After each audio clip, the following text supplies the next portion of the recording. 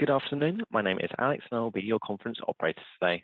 At this time, I'd like to welcome everyone to the Hudson Pacific Properties second quarter 2025 earnings conference call. All lines have been placed on mute to prevent any background noise. After the speaker's remarks, there'll be a question and answer session. If you'd like to ask a question during this time, simply press star followed by the number 1 on your telephone keypad. If you'd like to withdraw your question, please press star followed by 2. At this time, I'd like to turn the call over to Laura Campbell, Executive Vice President, Investor Relations and Marketing. Please go ahead. Good afternoon, everyone. Thanks for joining us. With me on the call today are Victor Coleman, CEO and Chairman, Mark Lammas, President, Harout Diramerian, CFO, and Art Suazo, EVP of Leasing. This afternoon, we filed our earnings release and supplemental on an 8-K with the SEC, and both are now available on our website. An audio webcast of this call will also be available for replay on our website. Some of the information we'll share on the call today is forward-looking in nature. Please reference our earnings release and supplemental for statements regarding forward-looking information, as well as the reconciliation of non-GAAP financial measures used on this call. Today, Victor will discuss industry and market trends, Mark will provide an update on our office and studio operations and development, and Harout will review our financial results and 2025 outlook. Thereafter, we'll be happy to take your questions. Victor? Thank you, Laura. Good afternoon, everyone, and welcome to our second quarter call. We are energized by the progress year to date on our strategic objectives, as well as the positive trends across our portfolio, sectors, and markets.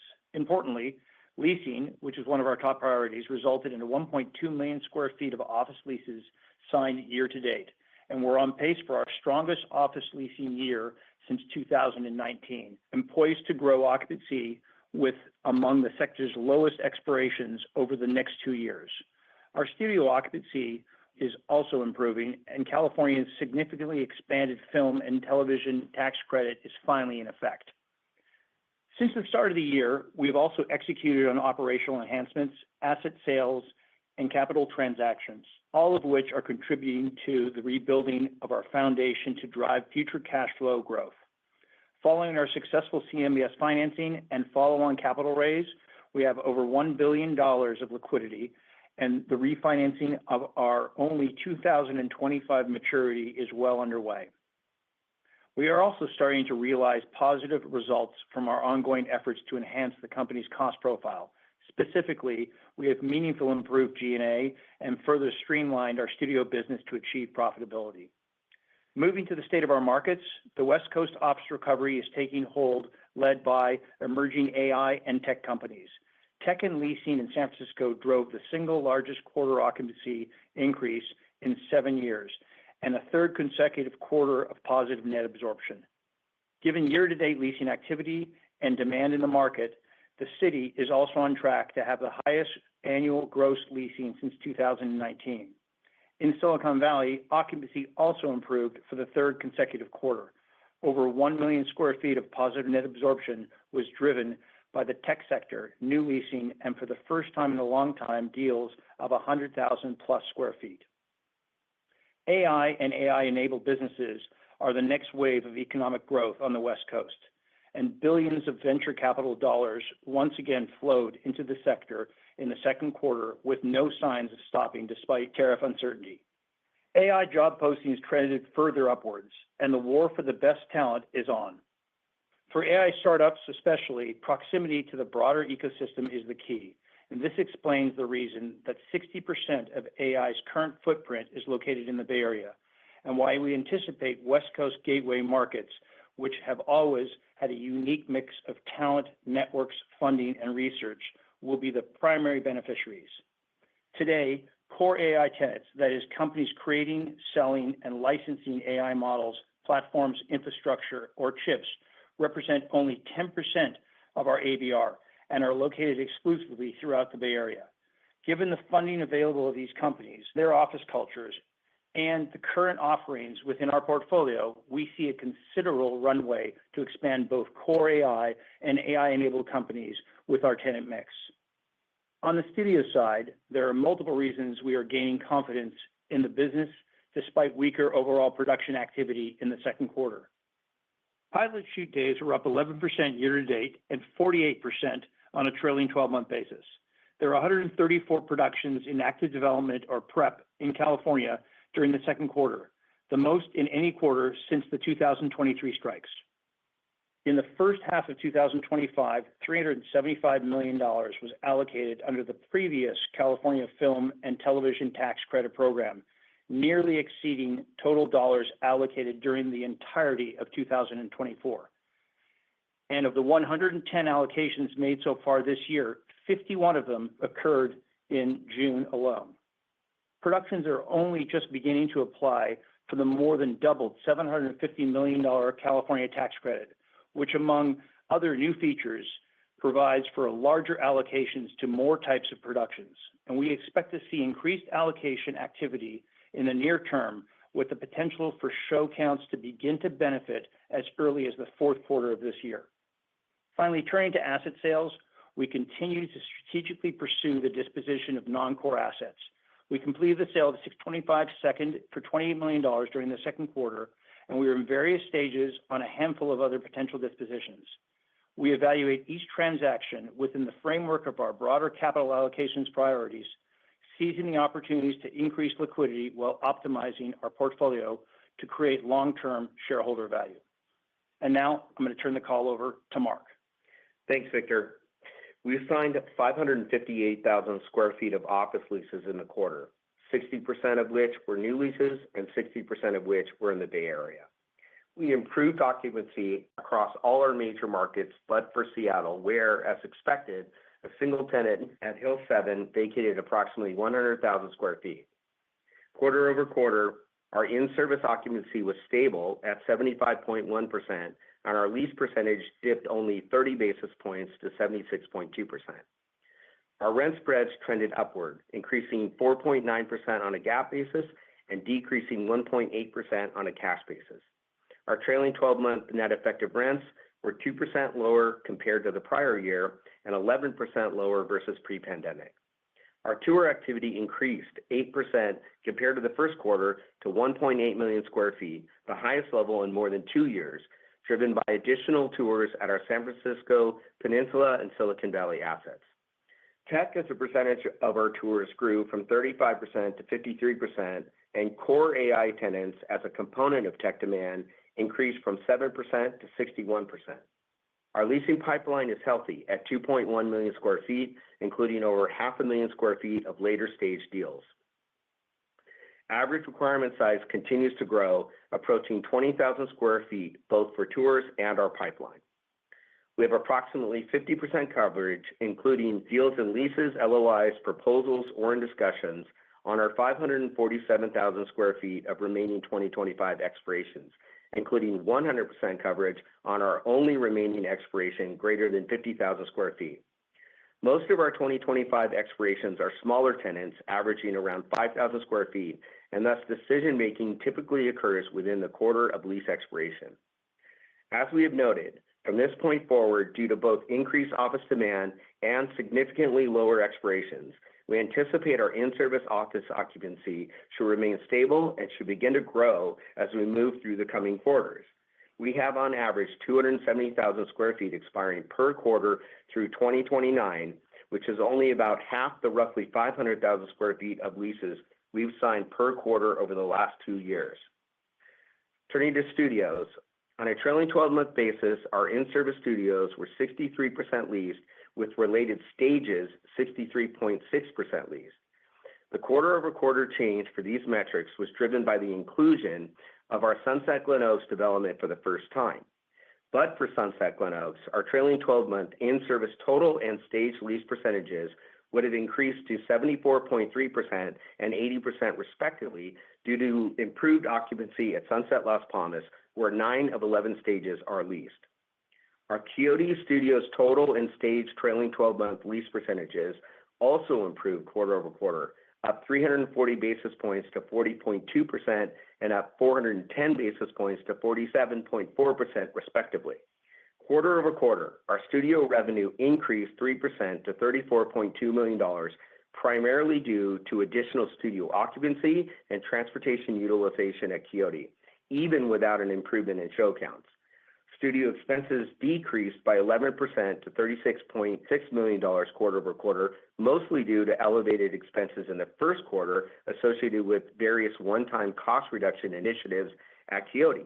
As a result, our studio NOI improved by $5.4 million quarter over quarter. Turning to development, construction at Pier 94 Studios in Manhattan is on time and on budget for delivery by year-end. We are in discussions with tenants regarding longer-term leases and expect show-by-show demand to pick up in the fourth quarter of this year as productions typically book 2 to 3 months out. Regarding Washington 1000 in Seattle, discussions with various potential tenants are ongoing, and we have tours scheduled for several new mid to large-size requirements. This project's exceptional quality positions it favorably in that market, especially given a diminishing pool of truly competitive supply. And with that, I'll turn the call over to Harout. Thanks, Mark. Our second quarter 2025 revenue was $190 million compared to $218 million in the second quarter of last year. The change primarily due to asset sales and lower office occupancy. Excluding $14.3 million of one-time expenses associated with the forfeiture of executive non-cash compensation, our second quarter G&A expense improved to $13.5 million compared to $20.7 million in the second quarter last year and $18.5 million in the first quarter this year, or nearly a 35% and 27% improvement respectively, in alignment with our ongoing efforts to reduce costs. Our second quarter FFO, excluding specified items of $8 million or 4 cents per diluted share, compared to $24.5 million or 17 cents per diluted share in the second quarter of last year. Specified items for the second quarter totaled $19.2 million or 9 cents per diluted share, including one-time expenses associated with forfeited non-cash compensation agreements, debt repayment, Quixote cost-cutting, and transactions. By comparison, specified items for the second quarter of last year totaled $1.2 million or 1 cent per diluted share, including income related to transactions and one-time derivative fair value adjustment. Excluding specified items, the year-over-year change in FFO was mostly attributable to factors affecting revenue. Our second quarter same-store cash NOI was $87.1 million compared to $104.1 million in the second quarter last year, mostly due to lower office occupancy. Turn to the balance sheet. We continue to execute on a multi-pronged approach to enhance our maturity profile, increase liquidity, and strengthen key debt metrics. In the second quarter, we repaid all of our private placement notes, Series B, C, and D, totaling $465 million, addressing significant maturities in 2025, 2026, and 2027. We also raised $690 million of gross proceeds through a common equity offering and used net proceeds to fully repay our credit facility and for general corporate purposes. In connection with this offering, we secured commitments to increase capacity under our credit facility by $20 million through the end of 2026, including extensions, and to extend $462 million of capacity through year-end 2029, including extensions. At the end of the second quarter, we had $1 billion of total liquidity, comprised of $236 million of unrestricted cash and cash equivalents, and $775 million of undrawn capacity under our credit facility. We had another $22.3 million of HPP share of undrawn capacity under the Sunset Pier 94 construction loan. Regarding our only remaining 2025 maturity, the loan secured by 1918 8th, we expect to successfully refinance the loan. We will pursue the most cost-effective structure with closing anticipated this quarter. Turning to our outlook. For our third quarter, we expect FFO per diluted share to range from 1 penny per share to 5 cents per share. Comparing our second quarter FFO of 4 cents per diluted share to our third quarter outlook, we expect gross FFO to increase, largely due to full quarter impact of deleveraging following the recent equity offering. This increase will be partially diluted by the higher weighted average share count of approximately 456,750,000 shares for the third quarter. Regarding our full year assumptions, we anticipate both improved interest expense range of $168 million to $178 million and G&A expense ranging from $57.5 million to $63.5 million as we continue to execute on previously announced cost-saving measures. Estimated weighted average share counts now range from 319 million and 321 million for the full year.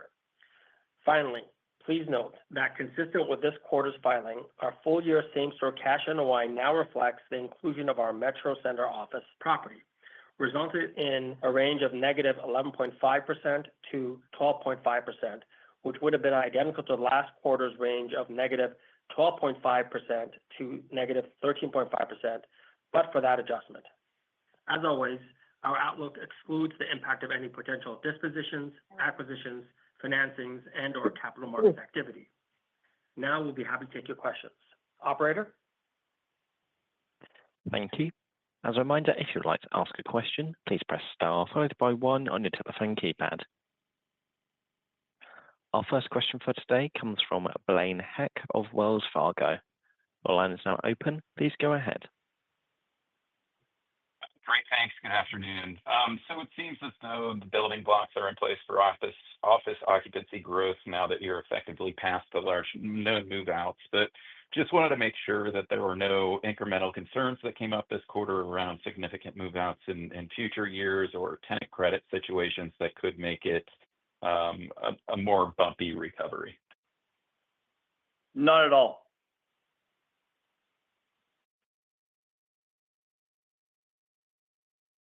Blaine? Okay. Yeah, go ahead. No, not at all. There aren't any significant issues with any tenant in the portfolio on any level that would change the dynamic around what we've announced and what we have going forward with leasing.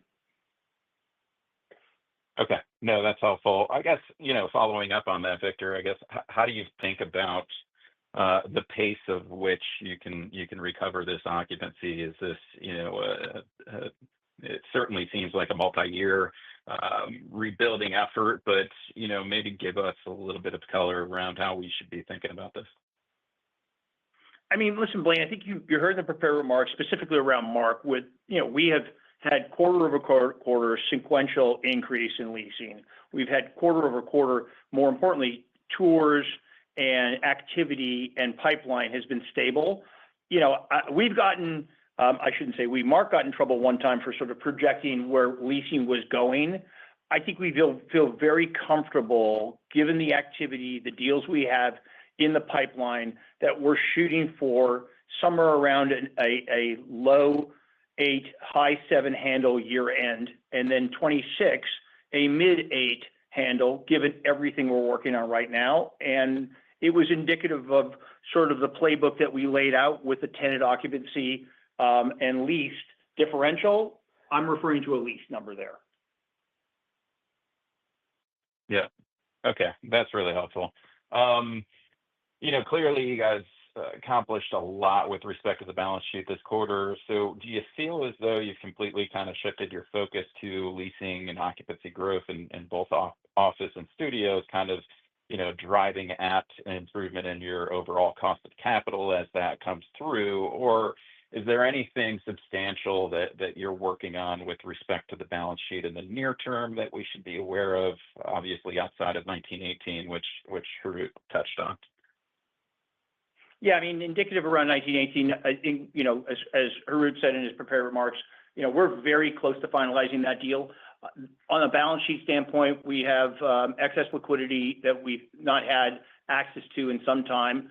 And there really isn't any next major step on the balance sheet / liquidity basis for us to accomplish everything we need to accomplish on the office and studio side over the next, 36 months, probably, with the exception of us renewing the media loan a little over a year from now. I think that it does put us in a much stronger position to work on the execution, which is, clearly around leasing and ops. And that's where we see the upside here. And that's why I think we're very confident. And, we've clearly bottomed out in every market we're in. And more than just bottoming in some of the markets, it's really made a dramatic turn, as you can see by the activity, not just within our portfolio, but also in our peers' portfolios in the similar markets. Okay, great. That's helpful. Last one for me with respect to Quixote. It seemed as though there were some lease terminations and sales of the fleet. I guess, can you talk about the drivers behind those lease terminations and just give us an update on maybe how much more you can cut on the cost side and your ultimate plans for that business? Yeah. So Blaine, it's the downsize of the fleet, the lease terminations, all part of that cost-cutting efforts that we've been underway on. Last quarter, the update on that front was that we had cut about $14 million of expenses on a pro forma basis. We thought relative to, say, 2024 actual results, that $14 million of cost-cutting translates into about $10 million of improved NOI pro forma to 24. That effort continues. In the latest quarter, we cut another $10 million. That was largely downsizing of the fleet, including the location services part of that fleet. So we're at the current annualized expense cutting efforts come in at around $24 million. The update on the NOI side, again, pro forma to 2024 results is $14 million of NOI improvement, cash NOI improvement. I think importantly, when we last updated you, we thought that break even based on those cost-cutting efforts were like mid to upper 90 show count levels. Based on the latest cost-cutting, we think that's now down into the low 90s, gets us closer to break even. And I think last but not least, we still think we're in that $30 to $40 million cash NOI range if we can see show counts get somewhere back to the 110 to 120 level. Great. Very helpful. Thanks, everyone. Thanks, Blaine. Thank you. Our next question comes from Alexander Goldfarb of Piper Sandler. Your line's now open. Please go ahead. Hey, good afternoon out there. So, Mark, maybe just sticking with Blaine's question on Quixote and the studios. I think if memory serves, there was about $100 million of EBITDA that went away, when the studio shut down a few years ago. Obviously, you've retooled the business, and it's great, Victor, to hear about the increasing show counts and the tax credits. Where should we think about, I don't know if it's $100 million that you guys will get back to, but where should we think about that revenue or that EBITDA recovery? And if we think about the length of time, is it 2 years, 3 years? Do you think it'd be quicker? Just trying to get a sense of how much we'll get back and a timing of when you think it will get back based on, how productions are coming back. Yeah, so that last point I was making, Alex, really points to where we think it could trend to at that 110, 120-ish level. 120 was average show counts in 2022. In 21 and 2019, we saw show counts above 130, even in certain months, 140. But I don't think we're thinking that that's peak television is necessarily in the cards. But, with the tax credit now more than double to the 750 level and officially in the budget, hopeful that we could see show counts get above, say, the 110 level, which should get us somewhere in the neighborhood of about $30 million of NOI. I don't know that it makes sense to revisit, the initial pro forma back when we purchased the company starting in 2021, which is that $100 million or so that you're pointing to. For now, I think the key is getting closer to break even, which I mentioned is around that 90-ish show count level, and trying to get back into positive EBITDA territory like that, 30, 40 million range that I think we could potentially get to.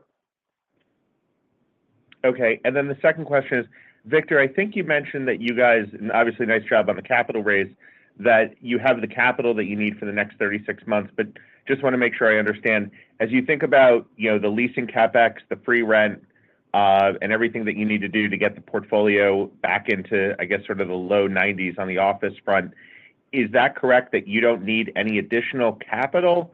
Or I just want to make sure I understand that correctly. I mean, I think what we're referring to is that we've got a plan in place that can access additional capital as need be. and the balance sheet will shape up that way. I'm not saying we're not selling any more assets because that's not the case, because you heard as my prepared remarks, we have a few assets that we are working on. I think the expediency of selling a couple quarters ago was ramped up, and now we're taking more of a moderate timeline on that because we don't need the capital today. Doesn't mean we're not going to be pruning the portfolio as we typically do. And then as part of that, the line of credit, which I think Harut said is 75 undrawn, is your view to use like maybe a little bit of that, or as we think about this plan, the line of credit would form a meaningful part of the capital spend? I mean, typically we use the line of credit on a need-be basis. And, right now there's no need because we have cash on the balance sheet in excess of, almost $200 million. So we're in good shape there. And we've always used the credit facility when we need it. If there are opportunities that we have to access it, we will. There's no set game plan as to when we're going to draw down on it. Okay, perfect. Listen, thank you. Thank you, Alex. Thank you. Our next question comes from Caitlin Burrows of Goldman Sachs. Your line is now open. Please go ahead. Hi, everyone. I guess I was wondering if you could just comment on the leasing environment. It seems like you guys have been maintaining this kind of average quarterly pace in the 500,000 square foot range for a while now. I feel like also in line with what you guys were saying, that there's a lot of commentary about West Coast picking up. So I guess I was wondering if you could just comment on, are you seeing a pickup? Are you seeing what you've been seeing sustaining, just how those volumes are going? Hi, Caitlin, this is Art. So that pace, that 500, that magical 500,000 square feet, we well surpassed. If you look at the last 2 quarters, I think we're averaging about 590,000 square feet. So yes, to answer your question, it is picking up. Not only is it picking up, but we're starting to see the front end of that engine, which is tours, pick up as well. We're up 10% quarter over quarter in just tours, up to 1.8 million square feet, which is really the highest we've had in probably about 6 years. So that's the good news behind what's in our pipeline and what we're executing on. And additionally, the tour activity, the average deal size is increasing. That's telling us, that's informing us that the mid-sized deals are really back into the market, and we're availing ourselves of them. Got it. And then I guess maybe could you just differentiate by some of the markets? I know you were talking before about the strength in tech and AI, mostly in the Bay Area. Would you say that's driving the strength, or would you say the kind of pickup that you were just talking about is across markets? No, it's 100% driving the strength across the Bay Area, San Francisco in particular. It's the tech, it's the relationship to the tech into the pipeline itself. It's up in the valley, it's up to about 68%. In the city, it's up, very close to 60%. And AI's roughly about 25% of that, and growing, by the way. In Seattle, a little bit more modest increases, but increases nevertheless. We've seen year over year, probably 25% increase in demand and gross leasing. And the tech pipeline, though, again, a little bit more muted than San Francisco, we're starting to see migration. We're starting to see the front end of some of the top name tech companies, AI companies, getting a foothold in Seattle, availing themselves of the talent pool in Seattle. For example, OpenAI, Anthropic, NVIDIA, Databricks, to name a few. And so we're seeing these tenants take 8, 10, 15,000 feet and then grow. So, if you're paying attention to the last cycle, that's precisely what happened and drove the engine in Seattle. Got it. Thanks. Thank you. Our next question comes from Seth Bergey of Citi. Your line is now open. Please go ahead. Hi, thanks for taking my question. I just wanted to touch on third quarter guidance. What kind of at this point and where we sit in August, with July kind of already in the books, kind of gets you towards the lower end or the higher end of guidance? Thanks for the question. I think, a lot of this stems from the studio business. I think if we get surprised and the activity increases more than we expect, we can get on the higher end of the guidance. And I think if the studio business is slower than we expect, it may go to the lower end of the business. Obviously, if we get some, different type of leasing, if we execute on leases that give us more beneficial occupancy, that can also help on the higher end of the range. But as it relates to other costs and interest, I think those things are pretty well known as we fixed our interest, and our G&A costs are pretty known at this point. Okay, great. And then, I think in your prepared remarks, you said that, there's around 500,000 square feet of, the leasing pipeline is kind of in later stages. Any of that at Washington 1000? Yeah, so I think it was the number is actually closer to 600. I think we said 5, but it's moved up. Not at Washington 1000, no later stage deals. The deals that we have at Washington 1000 is, based upon the market information I shared with Caitlin just a second ago. We're starting to see more multi-tenant deals in the market of which we are touring. And so tours are up significantly quarter over quarter. And then there's 3 100,000 square foot deals in the market right now that we're engaged with. So not later stage lease or LOI yet. Okay, great. Thank you. Thank you. Our next question comes from Tom Catherwood of BTIG. The line's now open. Please go ahead. Thank you, and good afternoon, everybody. Following up on Alex's leasing CapEx question, with the incremental capital on your balance sheet right now, can you get more aggressive pursuing new leases and kind of capturing more of the 2 million plus square foot pipeline that you have? Or is the plan to hold more cash for other uses in the next 12 to 18 months? Thanks, Tom. Good question. Listen, we've never detracted our business plan around spending capital if the quality and size and quantity of leasing is available to ourselves. So it's not about whether we have capital or not. We've never constrained ourselves to not doing deals because of capital at the end of the day. So we're trying to expedite the process. We're not losing deals because we're being aggressive or not being aggressive. We're losing deals to competitors who may have space that's readily accessible, and that marketplace has been drying up dramatically, specifically in Seattle. I mean, the deals that we've lost in Seattle have been to move-in ready space. So the majority of that sublease space in the marketplace is now gone. In the Bay Area, both in the Peninsula and San Francisco, we're at a massive level playing field there right now. The activity, as Art mentioned, and Mark in his prepared remarks, has never been higher. So we're comfortable in the ability for us to execute. It's really just a timing situation. And, I do think that the comment about, we're a month into the quarter. Remember, it's also the quietest quarter being summer. We've already seen a great activity for this quarter in leasing, and we expect September to be a pretty strong month for us. Got it. Appreciate that, Victor. Then kind of when we think of institutional investor interest in West Coast CRE, but especially office, it seems like that's ramped recently, whether they're owner users, whether they're financial investors. What have you seen in terms of valuation improvements across your markets? And is that changing how you're approaching asset sales? Are you moving certain assets in or out just depending on the change in values recently?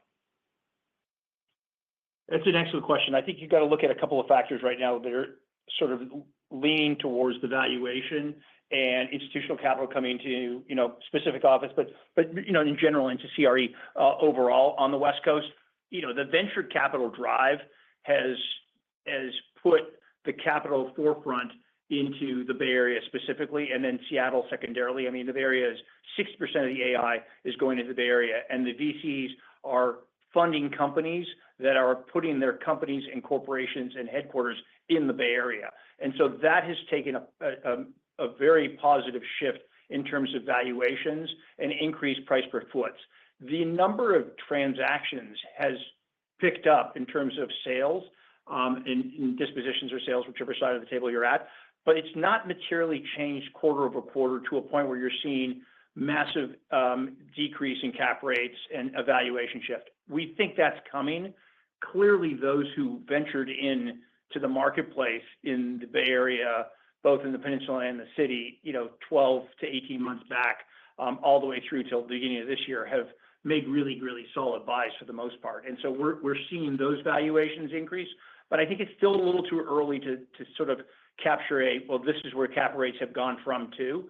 But that is coming. In terms of your latter part of your question, right now we have really looked at only one asset in the Bay Area that could be a disposition candidate left in our portfolio that would make some sense and be priced out at a good number.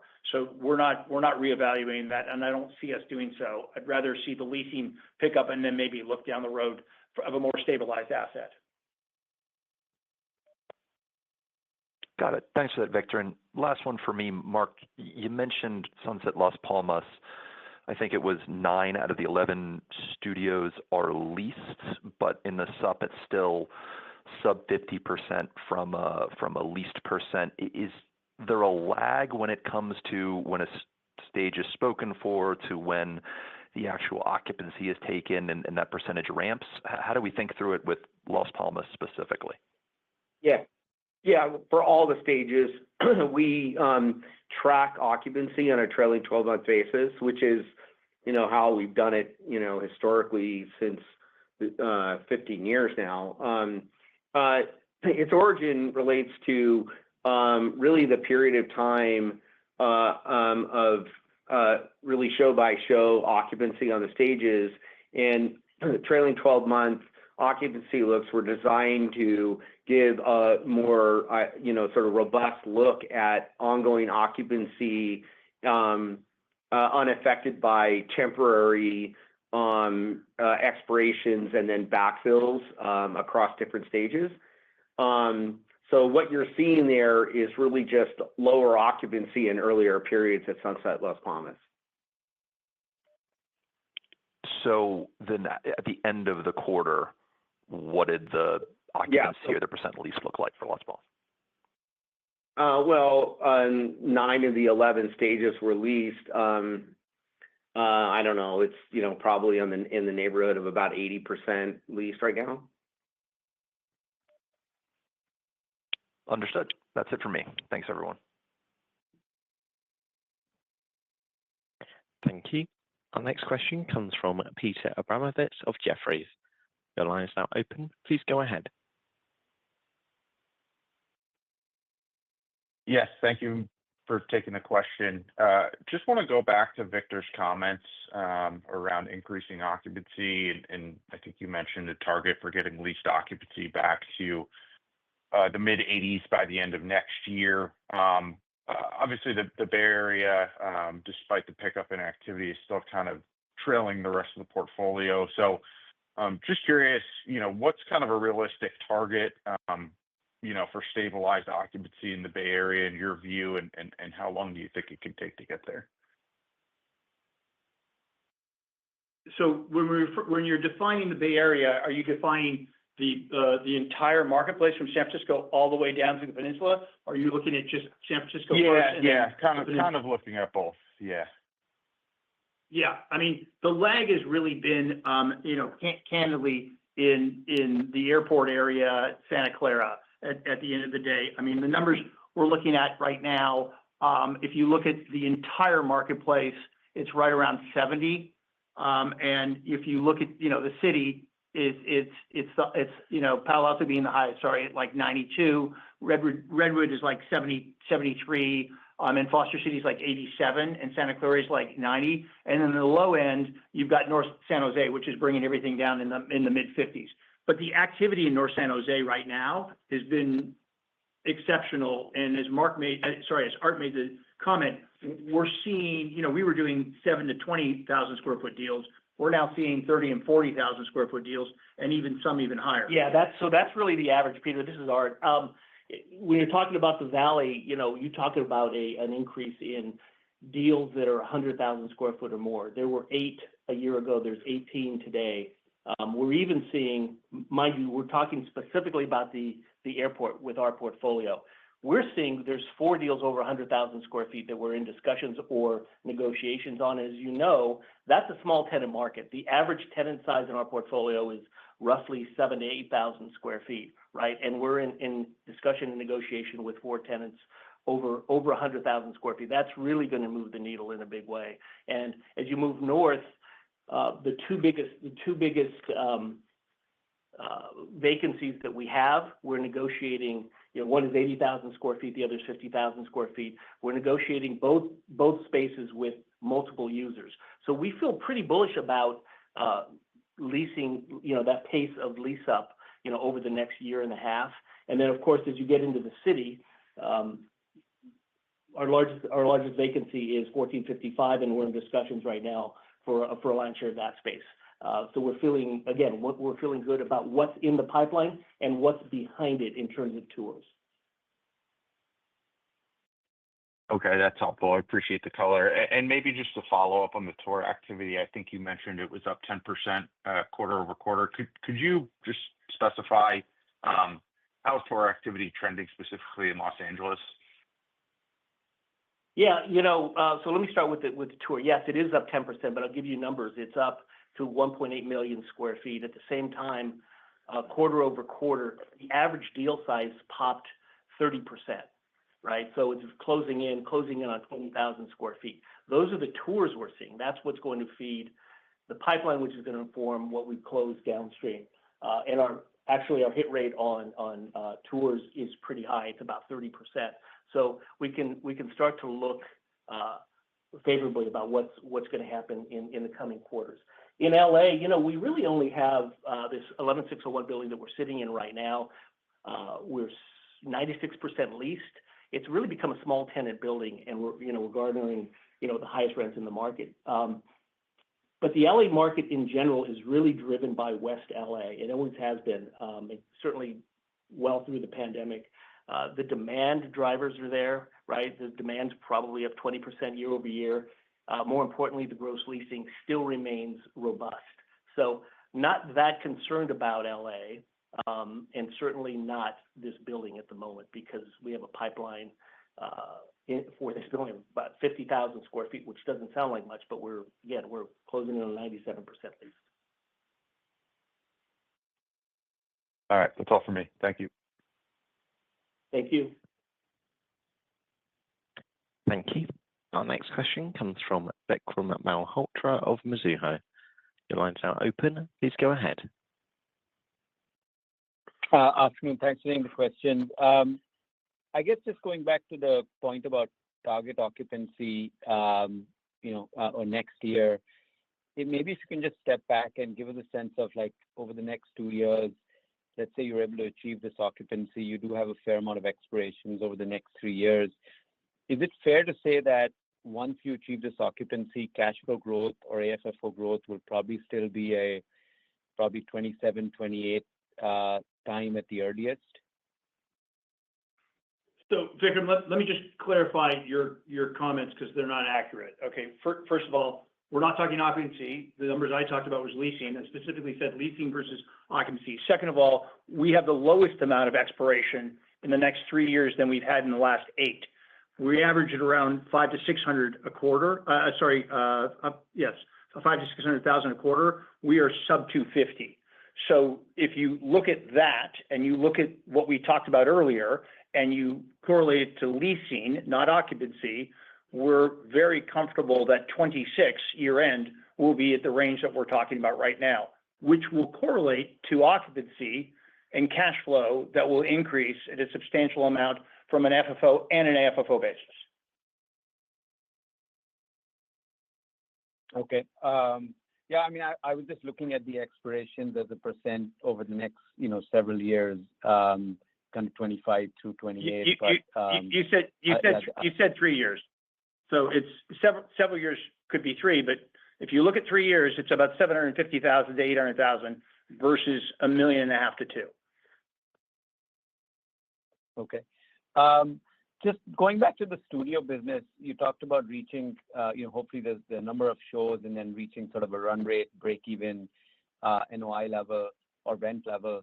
I just want to go back. I guess it was 2 quarters ago. Part of the plan was maybe looking at it more strategically.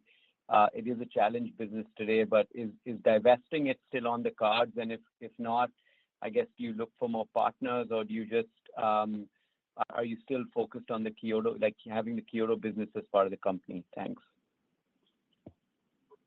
Well, I don't recall us ever talking about divesting. What we talked about, which we've executed on, is divesting on certain leases and obligations that are not income producing to lower the overhead and costs, which we've accomplished and we've outlined. And in Mark's prepared remarks, he reiterated again. We have not talked about divesting out of the Quixote business, the Sunset portfolio business, or the real property of the OpCos.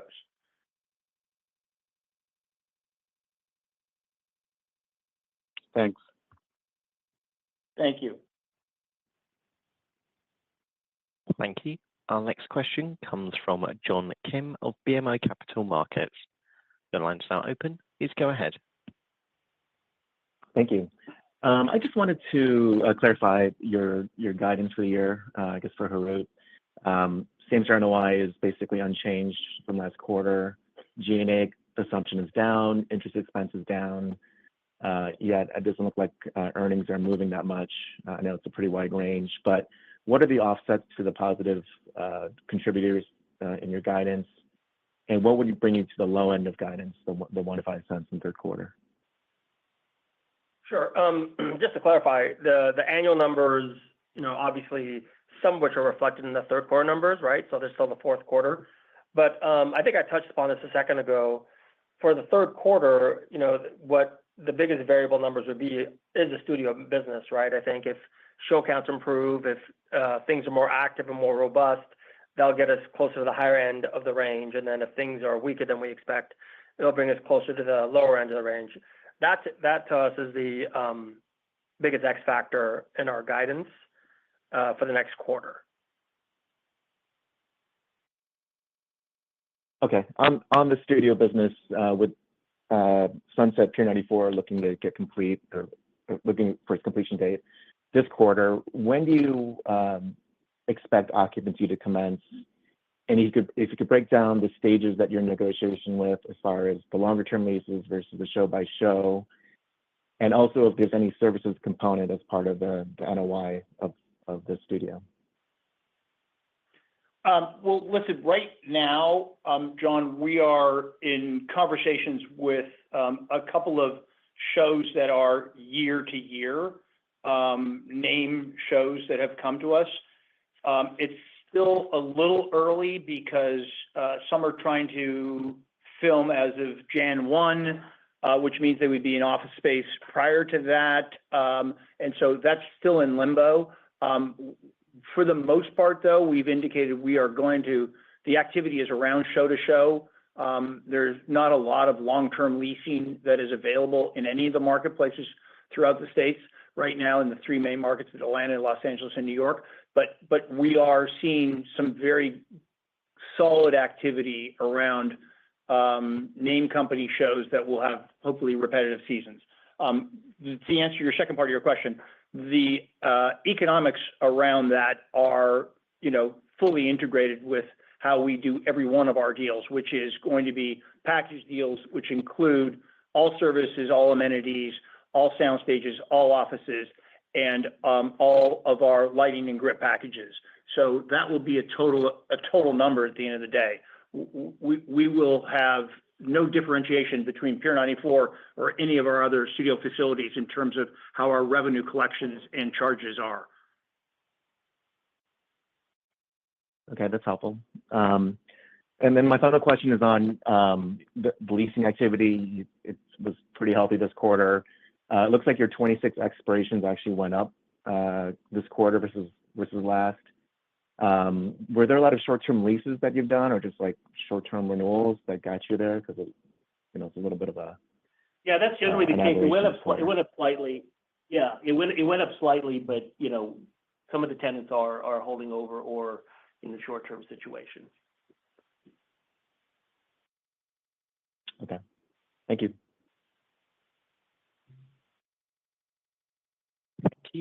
Our next question comes from Ronald Camden of Morgan Stanley. Your line's now open. Please go ahead. Hey, just wanted to circle back to the Washington 1000. Just wondering if you could provide just a little bit more commentary on just the activity in the market overall and how that asset is differentiated. And I think it sounded like you're leaning more towards sort of multi-tenant versus maybe a big tenant and so forth. Just would love to dig in there a little bit more. Thanks. Yeah, we're exploring all. I mean, at this point, there's an uptick in multi-floor tenants, multi-floor deals, as I said. We're touring. The touring has picked up. There are really 500,000 square foot tenants in the market, 3 of which we are in front of for Washington 1000, and the other 2 are really a Pioneer Square kind of location that we're in negotiations with, which is the good news. So no, we continue. We continue with tech. Of those 300,000 square foot tenants, actually 2 are tech. One is biomed, and we're going to see in the coming quarters if we can't execute on one of these. But the good news is behind it, the tours that we have lined up already as we come kind of through the summer I really think it's going to start to pay dividends for us there. But to answer your question on the building, it's one of one. It is, if you want new construction, state of the art asset, especially if you need more than 200,000 square feet, we're one of one. So we feel really good about our prospects. Helpful. And then my second one is just going back to the same store NOI sort of guidance. I guess when you're thinking about when we're connecting the dots with the occupancy commentary, what are some of the higher level sort of takeaways in terms of what that does for same store as you're going to 26 and 27, right? Because presumably the comp is easier and you're gaining occupancy. So how should we think about just high level what that same store should be doing? Thanks. Well, I'll take a good Mark. I'll take a crack. Yeah, I mean, they're obviously correlated. You're going to see GAAP same store NOI begin to improve typically sooner than cash.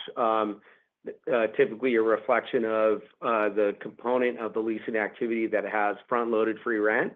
But hard to pinpoint precisely when you see the turn. But our sequential flat occupancy at 75.1, I think sort of reinforces our belief that we've likely hit the bottom on occupancy. We'll see a steady march, of positive net absorption that should first materialize in GAAP, like I said, and then you'll start seeing it show up in cash rents. Great. That's it for me. Thanks so much. Thank you. Our next question comes from Dylan Burzinski of Green Street. Your line's still open. Please go ahead. Hi, guys. Thanks for taking the question. Just sort of on the sort of lease trajectory, it looks like you guys noted that PayPal is executed a lease termination starting next year. Are there any other larger potential move-outs that we should be aware of as we think about the 2026 ramp? No, we need to answer that. That was the first question that was asked. No, there's nobody else there. Great. And then I guess, given the limited amount of near-term lease signings that seem to be expected at Washington 1000, can you kind of talk about how we should expect that to sort of roll into earnings? It seems like that should sort of come off capitalization sometime towards the end of this year, but is that sort of incorrect? No, that's right. I mean, at the end of this year, we'll no longer be capitalizing interest on it.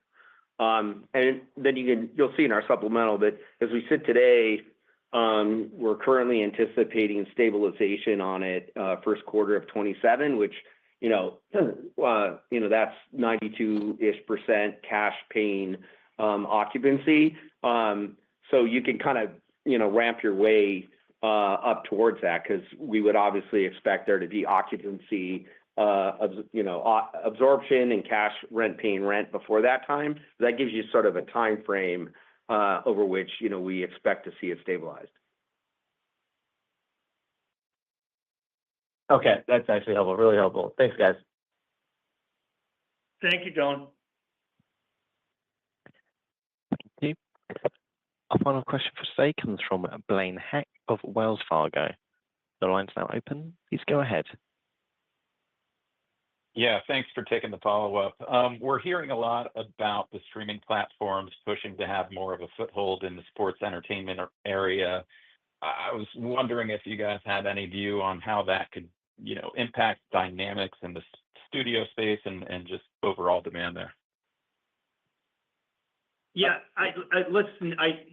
You're hearing accurately, and what you're finding is live content has been an additional driver of capital for these streaming companies, and so it's in all forms. But yes, the majority of the capital is going towards sports and sports-related content.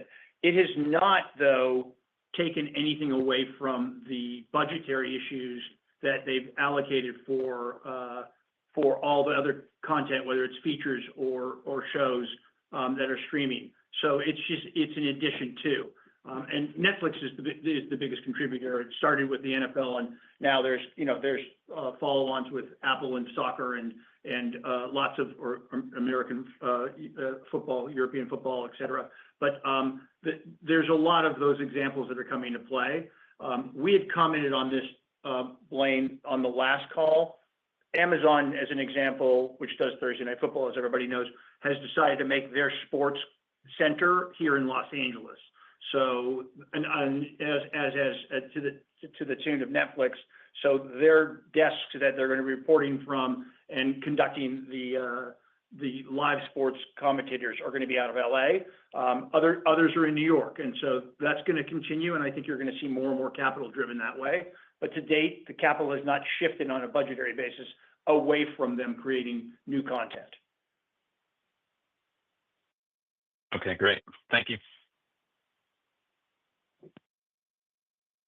Thank you. There are no further questions at this time. I'd like to turn the call back to Victor Coleman, CEO and Chairman, for closing remarks. Thank you so much for participating in our call, and we look forward to speaking to everybody sometime in fall. This concludes today's conference call. You may now disconnect your lines.